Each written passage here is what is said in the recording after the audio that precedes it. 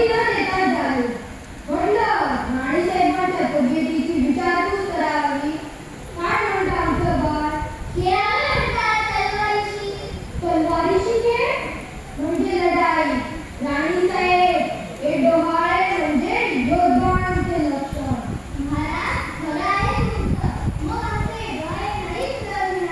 अवश्य गुरु. महाराणी सरकार सावरा.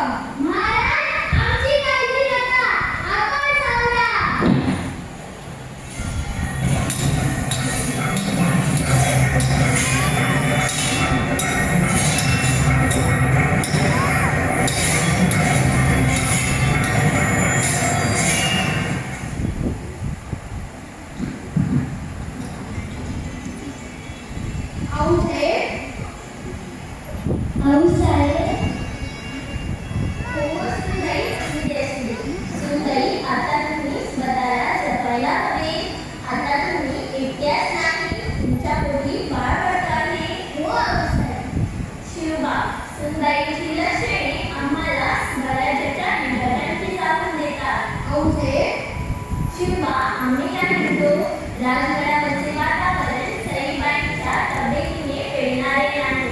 तेव्हा उद्याचे डोहाळेकरण झाले म्हणजे सईबाईंची पाठवणी आम्ही पुरंदरी करू. आपले म्हणजे रास्त आहे राणीसाहेब. चला सुंदरी, आता आराम करा. उद्याचे डोहाळेकरण झाले म्हणजे पुरंदरी गाठायची तयारी करा.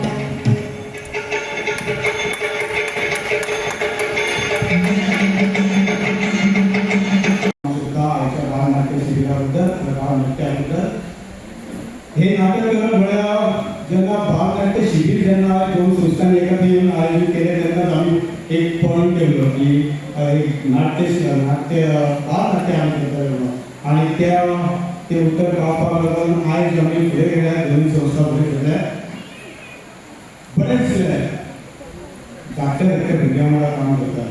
गेल्या फक्त 20 ते 22 वर्सांचो 22 दिसांचो हो फक्त एक फक्त 22 दीस सगळ्यांक करपासाठी दिसता त्या भुरग्यांची की ह्या 22 दिसान तेंच्यांनी एरे व्हडले फूल लेंथ नाटक म्हणटा आमी तेका फूल स्केप नाटक म्हणटा ते फूल स्केप नाटक पाठ केलें तेंच्यांनी. नाटकाची रिलीज जाता तेजी भुमिका आसतना खरेंच तुम्ही पळयतले फाटल्या म्हज्या नाटकान जे दोतोरान घडलो तो दुसरो दोतोरान ह्या निवेदिकामध्ये दिसतलो अशें म्हाका दिसता. खरेंच कौतुक करपा सारकें आसा. पण तुमी भुरगीं जी बरोवन दोतोरां ही जे विवेकान जी जाल्ली आसा की फक्त 13 वर्सांची आसा, 11-12 वर्सांची असू शकता. बाकीची मंडळी सगळी सकयलूच आसा. 14 वर्सां वयर एकूय भुरगें ना आनी नवीन भुरगे म्हाका दिसता सगळे 6 वर्सांचे आसा आमचे. सो बरें दिसलें. कार्यावळी कसरत कशी दिसली. भुरग्यांनी तुमकां काम करप खरेंच बरी मजा येता आनी हें करपाचो प्रयत्न केला. प्रेक्षकांक हांव विनंती करता की नाटक हे पळयतना, बालनाट्य पळयतना बालनाट्य म्हणूनच पळय. समाजामध्ये आहे ते आपल्याला रमून घ्यावं दिसतं आणि ते दिसण्यासाठी जर चांगलं नाटक हवं असेल तर समाजातल्या व्यक्तिमत्व चांगली असली पाहिजे, म्हणजे त्याची प्रतिबिंब चांगली होते, चांगली दिसेल.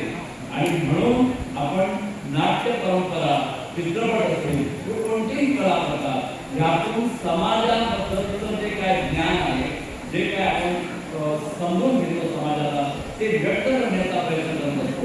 त्यामुळं समाजामध्ये जे काही बदल घडण्याची आवश्यकता असते ती तर घडते. शिवाय आता तुम्ही बघितलं असेल शंभूराजांच्या जीवनाबद्दल हे बालनाट्य आहे.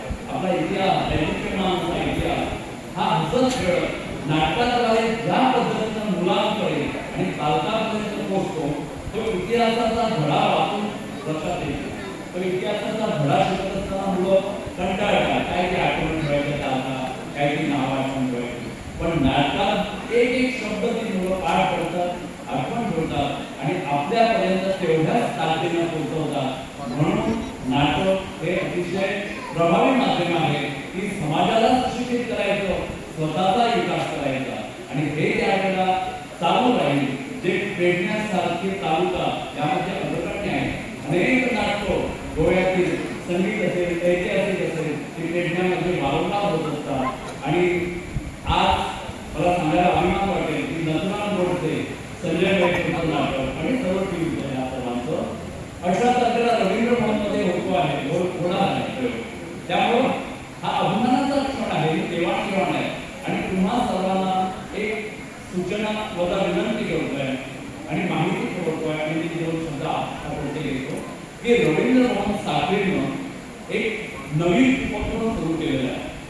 या उन्हात माझ्या नावाचा एक नवीन उपक्रम आहे आणि त्यामध्ये 1 तास, जे कमीत कमी पाऊण तास आणि मॅक्झिमम 1 तासाचं तुम्ही सृजनात्मक जे काही सादरीकरण करत असाल ते करू शकता.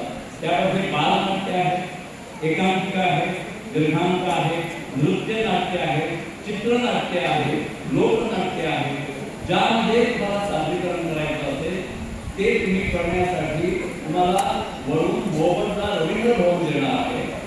व्यासपीठ कुठल्याही प्रकारची लाईट असेल किंवा कुठल्याही प्रकारचे चार्जेस न लावता सगळं मोफत गोव्यातील कुठल्याही संस्थेला म्हणजे मिळेल अशा प्रकारचा 15 तारखेपासून हे प्रयोग सुरू झालेला आहे. जून महिना ते पुढचा मे महिन्यापर्यंत तसे सातत्याने हे कार्यक्रम होणार आहे. तेव्हा पेडण्यातील कलाकारांना विनंती करेन की तुमचा एखादं बालनाट्य असेल किंवा एखादं दीर्घांक असेल किंवा कुठल्याही प्रकारचं लोकनाट्य असेल आणि ते तुम्ही सादर करू इच्छिता तर निश्चितच रवींद्र भवनमध्ये संपर्क साधा. तिसरा आपल्याला जवळजवळ 215 साली लिहिलेलं हे म्हापशातील एका विद्यार्थ्यांसाठी खास त्यांच्या मागणीवरून लिहिलं होतं. आणि तुम्हाला सगळ्यांना माहिती आहे यंदा शाहू हा चित्रपट आला आणि छत्रपती संभाजी महाराज जे स्वराज्याचे दुसरे छत्रपती त्यांच्या चरित्राला आणि चारित्र्याला दोन्ही गोष्टींना आणि त्यांच्या देशभक्तीला सुद्धा राष्ट्रभक्तीला सुद्धा उजाळा मिळाला. आणि तोच आणखी या विद्यार्थ्यांमध्ये ती मूल्ये जोपासली जावी. नाटक म्हणजे संस्कार असतो आणि या नाटकाद्वारे आपण विद्यार्थ्यांवर लहान लहान मुलांवर वेगवेगळे संस्कार, वेगवेगळी मूल्ये जोपासण्याचा प्रयत्न करत असतो.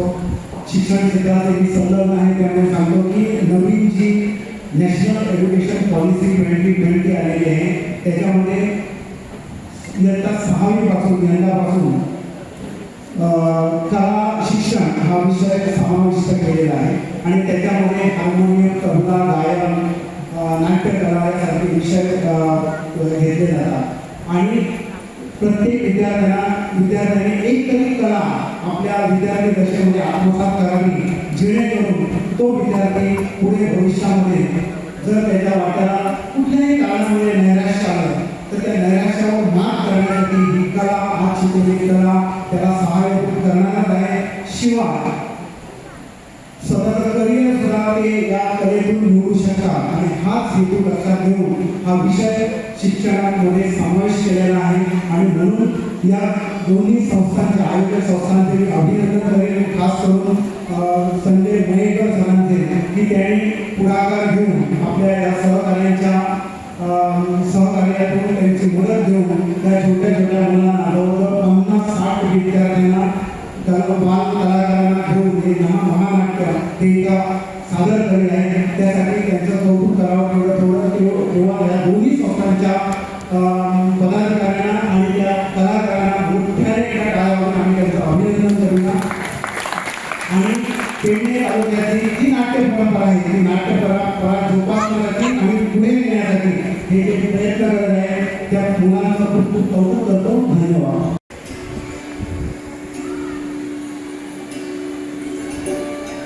सर, तुम्हाला विनंती करतो की ही वस्तू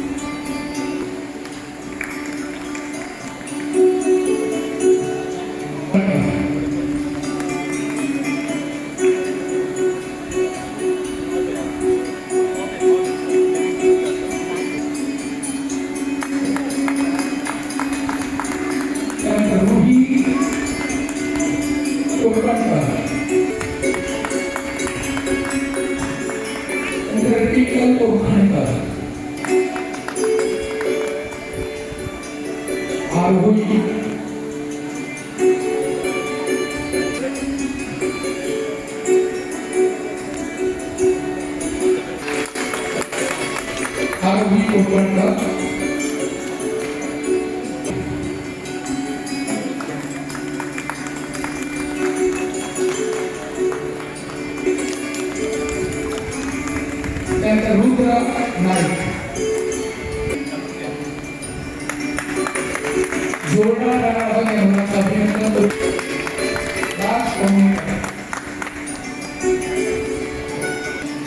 कार्तिक गावडे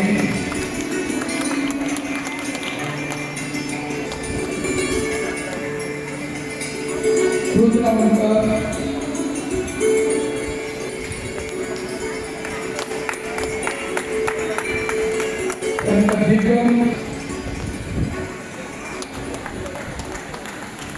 त्याच्यानंतर ऋतिक कोटणकर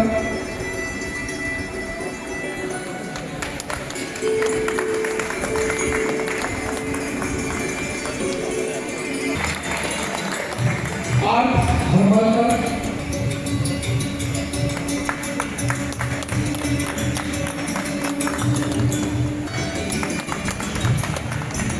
स्पर्श कोटणकर गौरी नाईक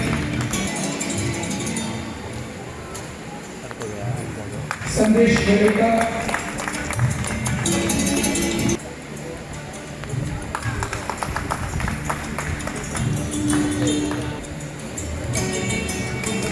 आरुष कुलकर्णी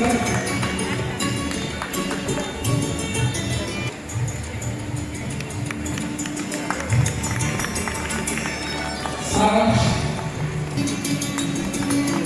त्यानंतर शुभम गावडे